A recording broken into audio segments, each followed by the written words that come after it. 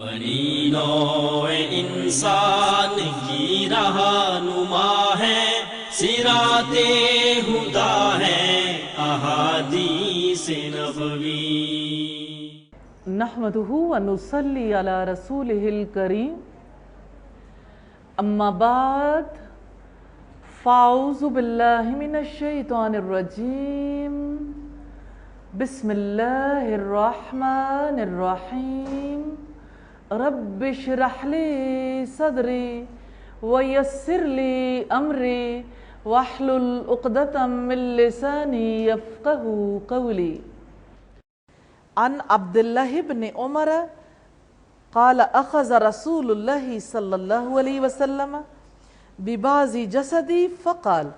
عبداللہ ابن عمر رضی اللہ تعالی عنہ کہتے ہیں رسول اللہ نے میرے جسم کے ایک حصے کو پکڑا اور فرمایا اعبد اللہ کأنک تراہ، اللہ کی عبادت ایسے کرو گویا کہ تم اسے دیکھ رہے ہو۔ وَكُن فِي الدُّنْيَا كَأَنَّكَ غَرِيبٌ، دنیا میں اس طرح رہو گویا کہ تم اجنبی ہو او عابر سبیل یا مسافر ہو۔ رسول اللہ اور صحابہ کرام کا جو تعلق تھا اس تعلق کا اظہار اس حدیث میں بھی ہوتا ہے۔ عبداللہ ابن عمر کہتے ہیں کہ رسول اللہ نے میرے جسم کا ایک حصہ پکڑ کر فرمایا اللہ کی عبادت ایسے کرو گویا کہ تم اسے دیکھ رہے ہو، اور یہ تلقین اس وجہ سے کہ یقین دل کے اندر اترے۔ اور آپ کے اگلے الفاظ یہ ہیں وَكُن فِي الدُّنْيَا كَأَنَّكَ غَرِيبٌ أَوْ عَابِرُ سَبِيلٍ، دنیا میں اس طرح رہو گویا اجنبی ہو یا راہگیر۔ اب جانتے ہیں اجنبی، مسافر، راہگیر اپنے راستے سے کیسے گزرتا ہے۔ کوئی مسافر ہو کتنا سامان لے کے جائے گا، کوئی راہگیر ہے اس نے یہاں سے وہاں تک جانا ہے، کیا اٹھا کر لے جائے گا۔ راستے سے گزرنے والا کتنا ہلکا پھلکا ہو کے جانا چاہتا ہے، اور مسافر اجنبی کس طرح سے اپنے آپ کو بوجھ سے بچانا چاہتے ہیں۔ یونیورسٹی میں پڑھتی تھی تو ہمارا ٹرپ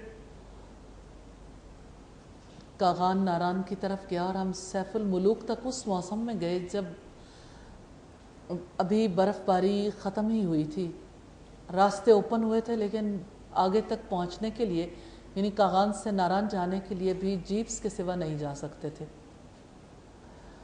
اور ناران سے آگے جانے کا کوئی راستہ جیپ کے لیے بھی نہیں تھا ان دنوں میں۔ جو لوگ ٹرپ کو مینیج کر رہے تھے ان کی طرف سے یہ انسٹرکشنز دی گئیں کہ وہاں کھانے کو بھی کوئی چیز نہیں ملے گی، ابھی بالکل نیا راستہ کھلا ہی ہے، تو ایسے میں ہم پریپیئرڈ چیزیں آپ کو دے دیتے ہیں، تو آپ اپنے ساتھ اپنا ناشتہ کھانا سب کچھ خود لے کر جائیں گے۔ یقین کریں اس دن یہ حدیث بہت زیادہ سمجھ آئی۔ ہر شخص یہ چاہتا تھا کہ کچھ نہ لے کے جاؤں، بھوک کی وجہ سے کچھ ساتھ رکھنا بھی چاہتا تھا، کیونکہ سفر کرنا برف پر سفر، اور وہ بھی پیدل پہاڑی سفر، اور آپ جانتے ہیں کہ جب پہاڑوں پہ چڑھنا ہے تو بعض اوقات یوں اوپر کی طرف بھی جانا۔ عمومی طور پر کتنی چیزیں ہیں جو خواتین اپنے بیگ میں رکھ لیتی ہیں، لیکن اس دن سب لوگوں کے بیگ ہلکے پھلکے تھے، بلکہ لوگ یہ چاہتے تھے کہ بیگ لے کر ہی نہ جائیں۔ کافی لوگوں نے یوں طے کیا کہ 4 لوگ مل کر ایک بیگ لے لیں، چھوٹا بیگ اپنے ساتھ بوجھ لے کر جائیں گے، پھر چلنا مشکل ہو جائے گا۔ تو رسول اللہ صلی اللہ علیہ وسلم نے دنیا میں رہنے کا طریقہ سکھایا ہے کہ یا تو اجنبی بن کر رہو کہ دنیا سے بقدر ضرورت ہی لوگے، یا مسافر بن کر، راہگیر بن کر کہ دنیا میں دنیا کی رغبتوں سے بچ سکو گے، کہ اصل گھر جنت کی طرف رغبت رہے گی، اس تک پہنچنے کی کوشش کرو گے۔ جو انسان اپنے آپ کو مسافر شمار نہیں کرتا، دنیا ہی کو اپنا گھر سمجھتا ہے، دنیا برتنے کا انداز بدل جاتا ہے۔ ہاں، اس نقطہ نظر سے ہی آخرت کے گھر کے لیے تیاری ہو سکتی ہے۔ اللہ تعالی ہمیں اس تصور کے ساتھ جینے کی توفیق عطا فرمائے، اور ہمیں اسی طرح دنیا میں زندگی بسر کرنے کی توفیق عطا فرمائے۔ حدیث نمبر 107 ہے، ام معاذ قال قلت یا رسول اللہ اوصنی، حضرت معاذ رضی اللہ تعالیٰ عنہ کہتے ہیں میں نے کہا اللہ کے رسول صلی اللہ علیہ وسلم مجھے وصیت فرمائیں۔ قال اعبد اللہ کأنک تراہ، آپ نے فرمایا اللہ تعالیٰ کی عبادت اس طرح کرو گویا کہ تم اسے دیکھ رہے۔ وَعْدُدْ نَفْسَكَ فِي الْمَوْتَى، اپنے آپ کو مردہ تصور کرو۔ وَاذْكُرِ اللَّهَ عِنْدَ كُلِّ حَجَرٍ وَعِنْدَ كُلِّ شَجَرٍ، ہر پتھر اور درخت کے پاس اللہ کا ذکر کرو۔ وَإِذَا عَمِلْتَ سَيِّئَةً فَاعْمَلْ بِجَنبِهَا حَسَنًا، جب برائی کا ارتکاب کر بیٹھو تو اس کے ساتھ ہی نیکی کر لو تاکہ برائی کا اثر زائل ہو جائے۔ السر بالسر والعلانیۃ بالعلانیہ، مخفی برائی کے بدلے نیکی بھی مخفی کی جائے اور اعلانیہ برائی کے بدلے نیکی بھی اعلانیہ کی جائے۔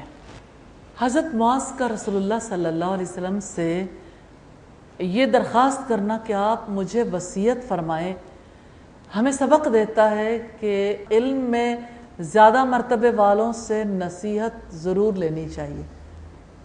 وصیت ایسی نصیحت کو کہتے ہیں جو دنیا سے جانے والا اپنے پیچھے والوں کے لیے کرتا ہے۔ تاکیدی نصیحت یعنی ایسی نصیحت جس کو اگنور نہیں کیا جا سکتا۔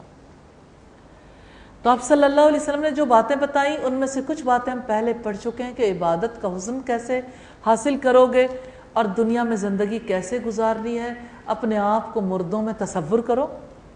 اور اگلی بات جو ہے یہ توجہ طلب ہے، ہر پتھر اور درخت کے پاس اللہ کا ذکر کرو۔ سوال یہ پیدا ہوتا ہے کہ اللہ تعالیٰ کا یہ ذکر ہر پتھر اور ہر درخت کے پاس کیوں ہو؟ گواہیاں کہ اللہ کو یاد کریں گے تو وہ بھی گواہی دیں گے کہ یہ بندہ اللہ تعالیٰ کو کیسے یاد کرتا تھا۔ اور اس سے مراد یہ بھی ہے کہ اللہ کا ذکر کثرت سے کرو۔ سورہ الاحزاب میں رب العزت نے فرمایا یا ایھا الذین آمنوا اذکروا اللہ ذکرا کثیرا، اے ایمان والو اللہ کو کثرت سے یاد کرو۔ تو ہر درخت اور ہر پتھر کے پاس اللہ تعالیٰ کو یاد کرو، یعنی کبھی نہ بھولو، جہاں بھی کہیں ہو، جہاں کہیں بھی ہو وہیں پہ اللہ تعالیٰ کو یاد کرو۔ پھر بات یہ ہے کہ یہاں پر رسول اللہ صلی اللہ علیہ وسلم نے ایک تلقین کی ہے کہ اگر کسی برائی کا ارتکاب کر بیٹھو، کیونکہ انسان سے برائیاں ہو جاتی ہیں، وہ نہ بھی چاہے برائی ہو سکتی ہے، برائی کے وشیس سرکل سے نکالا ہے۔ رسول اللہ نے فرمایا نیکی کر لو تاکہ برائی کا اثر زائل ہو جائے۔ اور دو بڑے ہی حکیمانہ اصول بتائے ہیں۔ مخفی برائی کی یعنی چھپ کے برائی کی ہے تو چھپ کے نیکی کر لو، کیونکہ لوگوں کو اس برائی کا پتہ نہیں ہے۔ تو جب برائی کا چرچا نہیں ہے، لوگوں کے سامنے نہیں ہے، تو آپ بھی چرچا مت کرو، چاہے آپ اس کے بدلے میں نیکی کرنا چاہ رہے، چرچا نہ کرو۔ اور جب اعلانیہ برائی کی ہے تو لوگوں پر اس کے برے اثرات مرتب ہوئے، اس لیے اعلانیہ نیکی بھی کر دو تاکہ اس برائی کے برے اثرات سے آپ بھی بچو اور دوسرے بھی بچیں۔ تو یوں یعنی جو نبی صلی اللہ علیہ وسلم کی نصیحتیں انہیں قبول بھی کرنا چاہیے، ان پر غور بھی کرنا چاہیے اور ان کے مطابق اپنے عمل کو بھی درست کرنا چاہیے۔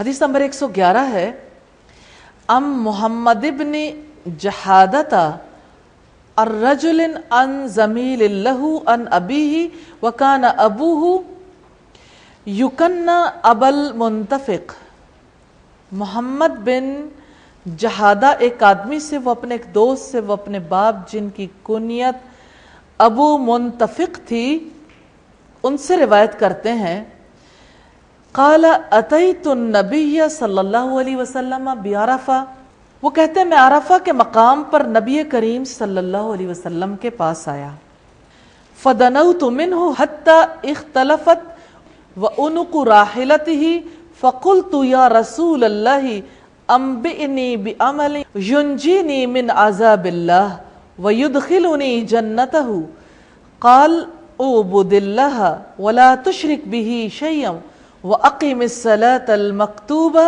وأد الزکاة المفروضہ وحج واعتمر قال اشہد واظنہ قال وصم رمضان وانظر ماذا تحب من الناس ان یأتوہ فافعلہ بہم وما تکرہ من الناس ان یأتوہ الیک فذرہم منہ.